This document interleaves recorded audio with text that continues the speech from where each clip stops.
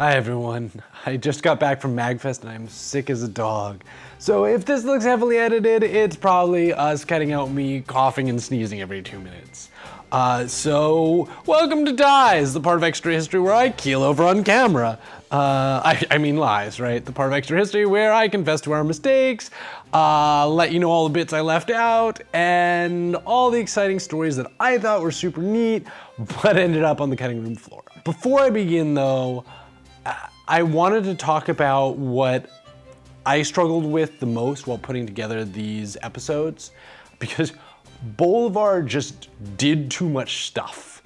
And because sometimes he didn't get it right on the first try, he often had to do the same stuff several different times. So when I first wrote this, these episodes were just way too long. So I had to cut it down. And the first thing to go was detailed descriptions of the battles.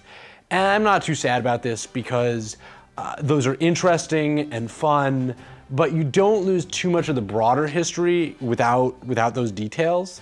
But next I had to cut a lot of the ancillary characters to the story. The most important of these was probably San Martin, a fellow who actually has an incredible story, and if you like this period, you should absolutely check his story out because he did a lot of the work to liberate Argentina and Peru before Bolivar got there. And then he and Bolivar had a get together and he decided to sort of turn the whole thing over to Bolivar. And San Martin is a national hero in Argentina and Peru, and he certainly deserves it. Though I think, and this is going to be very unpopular in some areas, but I think that he also gets a little bit of extra credit by bowing out early, right? Because he never had to deal with the turmoil after the war in the same way and trying to build a nation in the same way that Bolivar did, and because Bolivar in the end didn't really succeed, San Martin is sort of held up as this wonderful alternative. But to me, it's kind of like when people say, if only JFK had lived, it's unlikely that the reality would be as idyllic as the possibility we can imagine. But it wasn't just San Martin that I had to cut. As far as ancillary characters, I had to trim down a lot of the details in the supporting cast.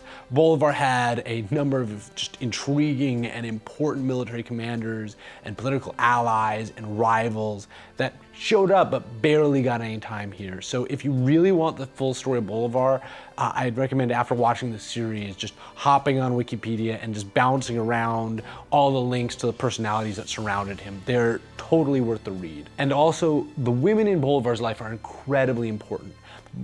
Bolivar was something of a ladies' man, and his story is no doubt incomplete without them.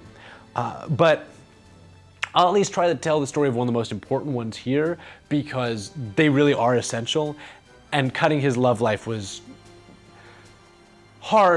difficult in doing this. But all right, let's talk about episode 1. Actually, before I do that, did you know that there are more currently extant countries named after Simón Bolívar than any other human being? Perhaps not, because if you're anything like me, you didn't realize that the full name of Venezuela is actually the Bolivarian Republic of Venezuela. Anyway, episode 1.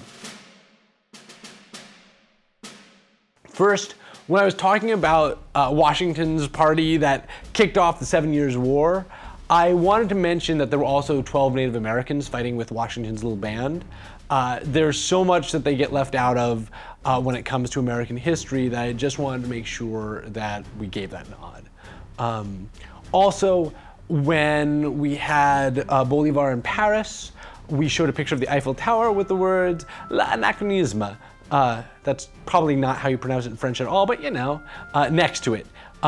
We thought it was funny, but not apparently everyone caught the sight gag, and so there were a lot of comments about how the Eiffel Tower was not built yet. Absolutely correct.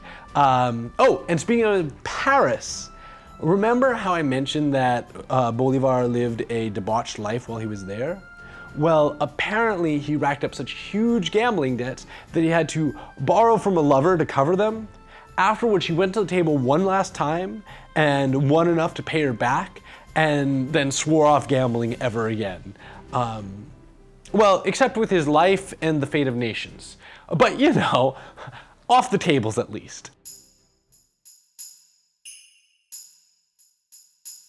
Episode 2. Here I want to talk about the size of Caracas, because when we're talking about places that still exist, it's kind of easy to think of those places in sort of the same way that we think about them today, with the same relative power structure and size and economic value and whatever. But when this began, Caracas was a city of 40,000 people, bigger than New York or Boston or actually any city in North America, since New York and Boston, right? So we're not talking just like some regional capital. And and remember when I mentioned that in Caracas they kicked out the Central Junta? Well, this actually took Bolivar completely by surprise, because he was a revolutionary at heart. And he thought that the only way change could happen was through violent overthrow, yet where 30 years of rebellions that he had been part of had just been crushed, a group of people assembling in the town square and telling the Captain General that they didn't want him there, secured independence for Venezuela. And it did it sort of in a way that none of Miranda's attempts had actually ever succeeded at, and without a shot being fired or a drop of blood being spilled. And this just blew Bolivar's mind.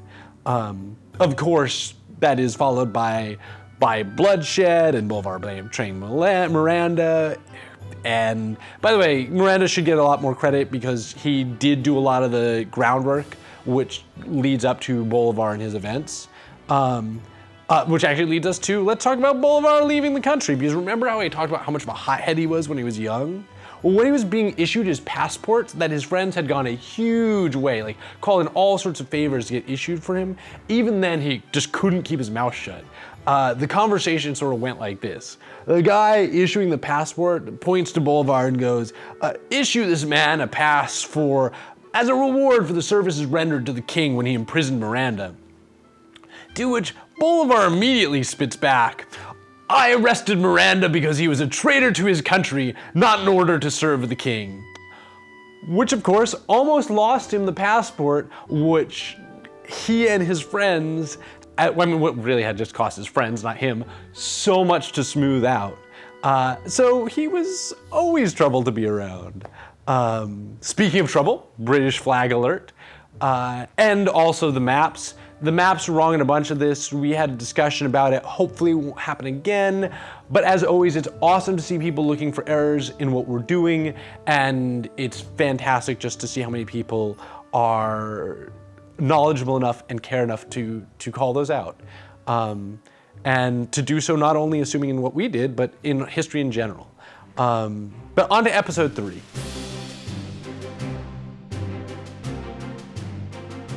Here, I want to talk a bit about how young everyone was.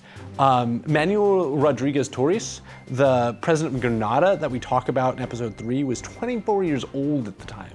This just blows my mind, right? In a society where it's expected that you go to grade school, then high school, then probably college if you're gonna, say, run a country, we just think about our real world lives starting later. And because we have so much higher life expectancy, we can. But it just boggles my mind when I read history and hear how young people were when enacting major events or creating works that are still considered great today. I also wanted to talk about that iconic moment where Bolivar is ordered not to attack the band of royalists encamped near him, and he just goes ahead and does it anyway. It's weird because I feel like this act foreshadows everything else. Because this arrogance is both his greatest strength and his greatest weakness. It's the only reason he could accomplish everything he did, but it's also the reason that everything falls apart. On a lighter note, remember when I said he could always move faster and ride longer than anyone expected when sort of moving about the country and doing maneuvers? Well, because of how long he could stay in the saddle, his troops nicknamed him Old Iron Ass, winner for most dignified nickname for a major revolutionary that I can think of. And lastly, remember when things were getting really bad and the Legion of Hell was pressing in and he basically starts arming 12-year-olds? Well, their participation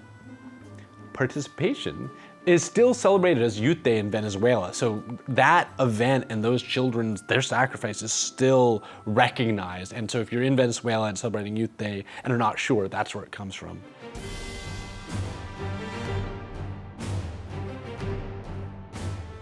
And in episode 4, I mention Gregor McGregor. He is awesome and amazing. Not only does he have a fantastic name, but he's also responsible for one of the most ridiculous confidence schemes of all time.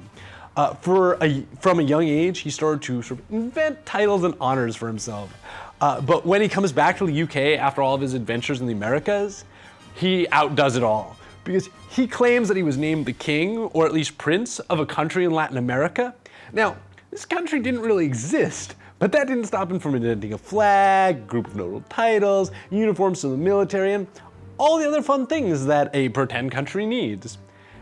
It also didn't prevent him from selling land in said country to prospective colonists. And when the colonists went, and then returned much diminished, he sort of just legged it to France and did the same thing there. And ending up being acquitted through another series of just fabulous lies. And then finally he returns to Venezuela, telling them that he only left because Bolivar kicked him out. And could he please have his rank with back pay back? That's amazing. So Gregor McGregor, quite a guy. Also, there's one of the coolest battles that I had to cut from the episode, but there's one of these battles where they're fighting on the plains, and Bolivar's new sort of converted cavalry, the former Legion of Hell type guys, they feign a retreat through a dry plain, and they light it on fire behind them, and as the smoke's pouring up, they turn around, they wheel, and they leap through the flame and smoke into their disorganized pursuers, and boom, I mean, that was that. But I just always imagine this awesome picture of these horses leaping back through the flame and smoke. And another anecdote, when the royalist captain of Venezuela went to execute a famous and well-known scientist, people came out to beg for his life. But the captain general, in a way that seems almost cartoonishly evil to me, said, he turns them all and goes, "Spain doesn't need wise people," and then proceeds with the execution. And so that's the messed up place we're existing in. Speaking of messed up, episode 5.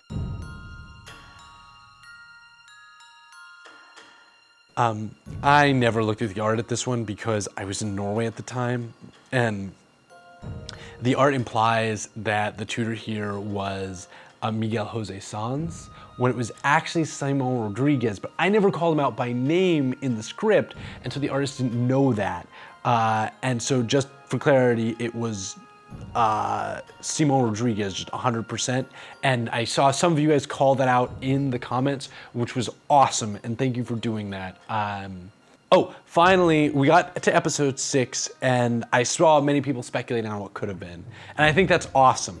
I actually think it's great because it gets us to think about history and to think about how it doesn't always just all work out, right? And perhaps more importantly, why it doesn't.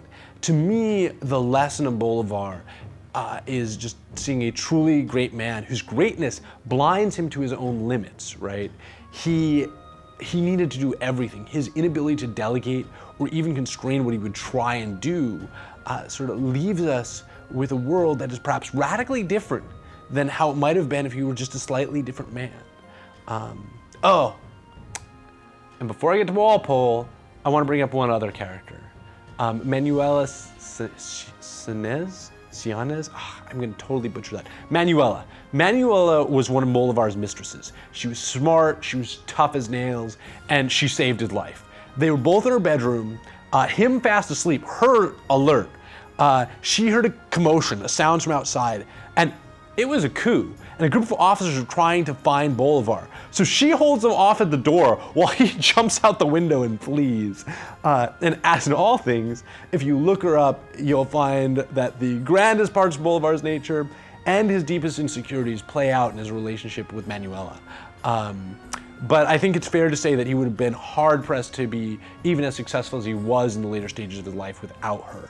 So super important part of his life. Certainly worth looking her up if you are interested in Bolivar. So let's get on to Walpole, because there's actually a really interesting Walpole connection here. You know how we talked about sort of cascading revolutions in the New World that were kicked off by the 7 Years' War? Well, it's at least in part because the 7 Years' War caused the British government to overturn a policy that had been in effect for nearly 50 years at that point. the policy of statutory neglect, a policy put in place by, guessed it, Robert Walpole. Now, if you study the American Revolution, and especially the period leading up to the American Revolution, you'll hear the term statutory neglect thrown about all the time. So what is statutory neglect? It's basically just lax enforcement of British laws in the colony and the allowance of a fairly broad system of self-governance. Walpole stated and believed that the American colonies would prosper better under their own direction than under micromanagement from an ocean away. So there's that side, and then he also believed that it was far more important for the British government to focus on European affairs at that time than to be distracted by legislating for all of England's colonies. So, always a man to economize on stones, he decided to kill a few birds with one policy: statutory neglect. This would free up the British government to focus where it needed to, and allow the colonies to manage their affairs far better than direct oversight by someone who didn't necessarily know all of the tiny local problems that were going on, while at the same time relinquishing none of Britain's legal rights over the colonies. And this was a very Walpolean thing to do, right? To say, there are laws, they just don't apply until I say they do. And this is also why I kind of love this guy, because who says something like that and actually has it be to serve the greater good, right? Anyway, lots of contention around statutory neglect among historians. You'll hear arguments that the Revolutionary War only happened because the British decided to end statutory neglect. But you'll also hear arguments that the only reason the colonies felt like they could declare independence, much less had the resources to do so, was because under statutory neglect, they had already sort of been functioning that way for so long. And I think Bolivar and Latin American revolutions are an interesting counterpoint to that second idea, because Latin America didn't really exist under the same level of statutory neglect, and yet they also revolted and also succeeded. Though, to me, you can definitely argue that part of why the British colonies transitioned more smoothly from being colonies to being their own nation is the spirit of governance that, and actually the local economies that have been built up under statutory neglect. But that's just my own musings. Feel free to debate away. But all right. Moving on from Walpole, so I can go sleep and hopefully recover from this. We've got an amazing piece from the Kiners, so if you liked the end music on this one, check out that video. It should be up now. We also have some rad art from David Husso, who does amazing work, and it's gonna be posted somewhere around me, I think. And it's also gonna be, it's a poster in the store. So if you'd like to show your Bolivar pride, go grab David's poster in the store. Oh, and join us next week as we delve into the reign of Catherine the Great, perhaps the last truly great monarch of Russia. I will see you all then. Take care, everyone.